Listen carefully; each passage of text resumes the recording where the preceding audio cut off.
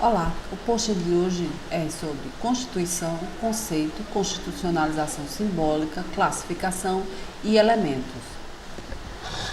Para chegarmos ao conceito de Constituição, é preciso entender que, de acordo com a ideia da expressão tipológica, o mesmo tem várias acepções. No sentido sociológico, Fernando Lassalle, uma Constituição, para ser válida, legítima, necessita representar o efetivo poder social, refletindo as forças sociais que constituem o poder. Já no sentido político, Carl Schmitt, uma Constituição seria o produto da decisão do titular do poder constituinte, ou seja, de certa decisão política. No sentido material e formal, Carl Schmitt, constitucional seria toda norma que trate e defina regras estruturais da sociedade, de seus alicerces fundamentais, material. Por outro lado, do ponto de vista formal, as normas constitucionais serão aquelas introduzidas no ordenamento pelo poder soberano por meio de um processo legislativo mais dificultoso, diferenciado e mais solene do que o processo legislativo formador das demais normas do ordenamento jurídico. No sentido jurídico, Hans Kelsen, a Constituição seria a norma pura, puro dever ser, sem qualquer preocupação ou pretensão à fundamentação sociológica, política ou filosófica. Sentido culturalista, J.H. Meirelles Teixeira. A Constituição seria produto de um fato cultural, produzido pela sociedade que sobre ela pode influir. A Constituição aberta, no sentido de que ela possa permanecer dentro do seu tempo e assim evitar risco de desmoronamento de sua força normativa. Elementos integrantes, componentes ou constitutivos do Estado. A Constituição deve ter os elementos integrantes do Estado: soberania, finalidade, povo e território. Apesar de ser ponto pacífico que a Constituição brasileira tem adotado o sentido formal, cabe aqui ressaltar que a Emenda Constitucional número 45, que trouxe a possibilidade dos tratados internacionais sobre direitos humanos, desde que observados um rito mais dificultoso de aprovação, o rito das emendas constitucionais, eles possuem equivalência às mesmas. Constitucionalização simbólica. Marcelo Neves aborda o significado social e político dos textos constitucionais exatamente na relação inversa de sua concretização, normativo jurídico, qual seja, a questão refere-se à discrepância entre a função hipertroficante simbólica e a insuficiente concretização jurídica de disciplinas constitucionais. Legislação simbólica seria dividida em três funções, tricotômica: confirmação dos valores sociais, onde o legislador assume uma determinada posição, consagrando um valor social, sendo secundária a eficácia normativa da lei. Demonstração da capacidade de ação, legislação álibi, demonstração da capacidade de ação do Estado no tocante à solução de problemas sociais, buscando aparentemente solução para os problemas da sociedade, mesmo que mascarando a realidade. Adiamento de soluções de conflitos sociais através de compromissos dilatórios. Constitucionalização simbólica. Negativamente, o texto constitucional não é suficientemente concretizado, normativo juridicamente, de forma generalizada. Positivamente, a atividade constituinte e a linguagem constitucional desempenham um importante papel político e ideológico, servindo para escamotear problemas sociais e adiando as transformações efetivas da sociedade.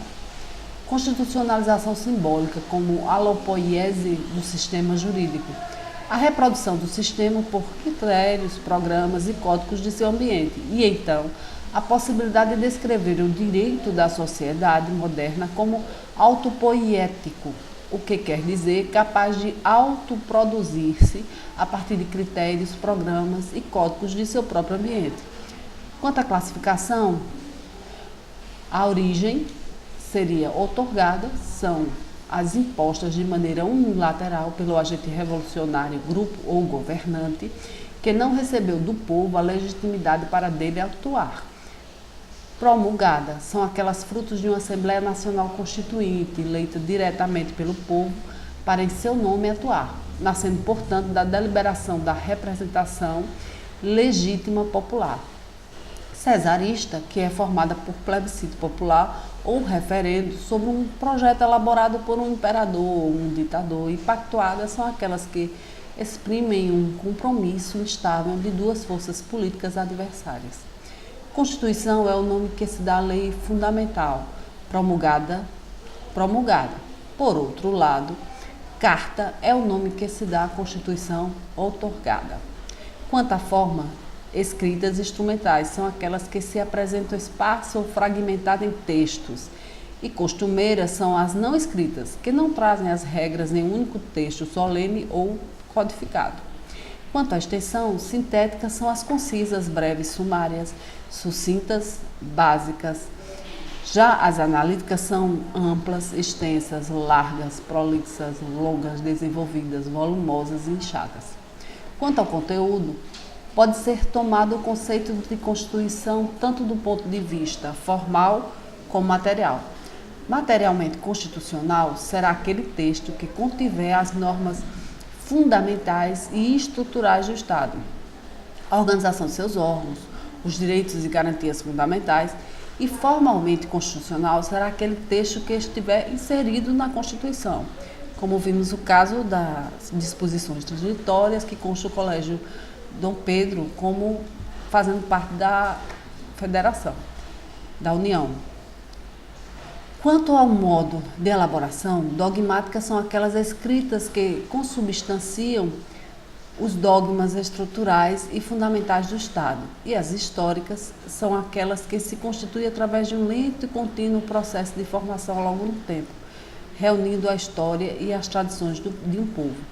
Quanto à alterabilidade, rígidas são aquelas que exigem para sua alteração um processo legislativo mais dificultoso.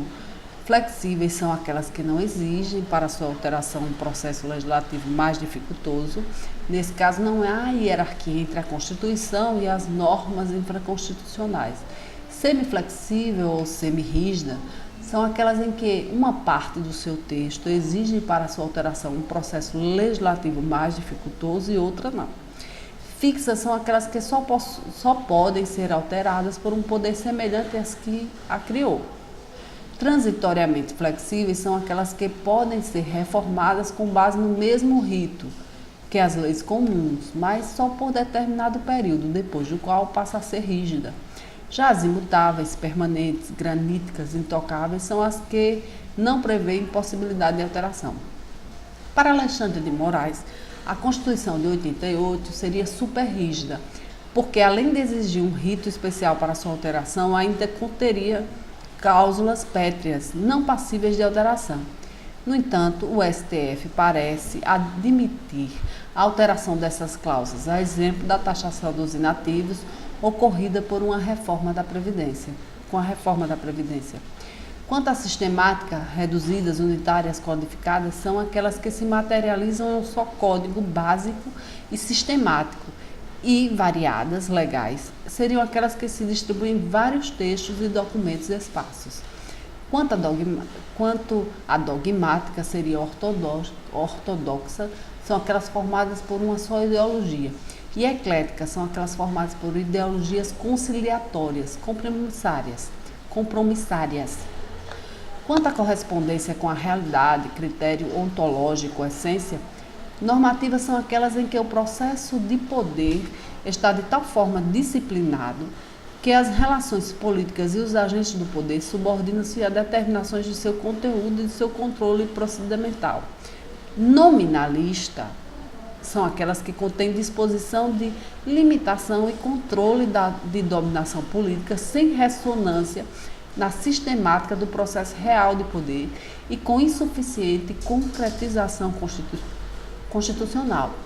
E as semânticas seriam simples reflexos da realidade política, servindo como um mero instrumento dos donos do poder e das elites políticas, sem limitação de seu conteúdo. Quanto ao sistema principiológico, onde predominam os princípios, identificados com normas constitucionais providas de alto grau de abstração, consagradores de valores pelo que é necessário a mediação concretizadora e a preceitual, onde prevaleçam as regras individualizadas como normas constitucionais revestidas de pouco grau de abstração, concretizadoras de princípios, pelo que é possível a aplicação coercitiva. Quanto à função provisória, pré-constituição revolucionária ou definitiva indefinida para o futuro. Constituição garantia, balanço e dirigente, definida por Manuel Gonçalves Ferreira Filho. Garantia clássica, que visa garantir a liberdade, limitando o poder. Balanço, La Salle. Descreve e registra a organização política estabelecida e a dirigente que estabelece um plano para dirigir a evolução política. Constituições liberais negativas e sociais dirigentes. Conteúdo ideológico. André Ramos Tavares. Liberais, onde são encontrados os direitos humanos de primeira geração e a não intervenção do Estado, absenteísmo estatal. E as sociais, onde estão contidos os direitos humanos de segunda geração, atuação positiva do Estado. Constituição expansiva, Raul Machado Horta.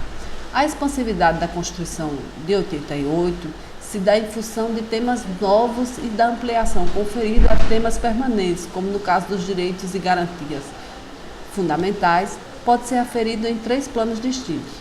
No conteúdo anatômico e estrutural da Constituição, destaca-se a estrutura do texto e sua divisão em títulos, capítulos, seções, subseções, artigos da parte permanente e do ADCT. Comparação constitucional interna, que registra a dilatação da matéria constitucional e a evolução das constituições brasileiras no tempo. Já a comparação constitucional externa relaciona a CF com as constituições estrangeiras mais extensas. Elementos da Constituição. Orgânicos. Normas que regulam a estrutura do Estado e do poder. Limitativos. Normas que compõem o elenco de direitos e garantias fundamentais, limitando a atuação dos poderes estatais. Socioideológico. Revelam o compromisso da Constituição entre o Estado individualista e o Estado social intervencionista. Estabilização constitucional. Consubstanciado nas normas constitucionais destinadas a assegurar a solução de conflitos constitucionais, a defesa da Constituição, do Estado e das instituições democráticas e, por fim, os elementos formais de aplicabilidade, normas que estabelecem regras de aplicação das Constituições. Glossário. Um pequeno dicionário dos termos jurídicos que a gente emprega aqui. Hipertroficante ou hipertrofia, que é o desenvolvimento anormal de um tecido ou órgão, desenvolvimento excessivo. Alopoiese é a capacidade que a espécie humana possui de receber informações e conhecimentos de diversas áreas e integrar estas informações e conhecimentos. Autopoiético é aquilo que se reproduz primariamente com base nos seus próprios códigos e critérios, assimilando os fatores de seu meio ambiente circundante, expectativas sociais, mantendo assim a sua autonomia e identidade perante os demais sistemas sociais.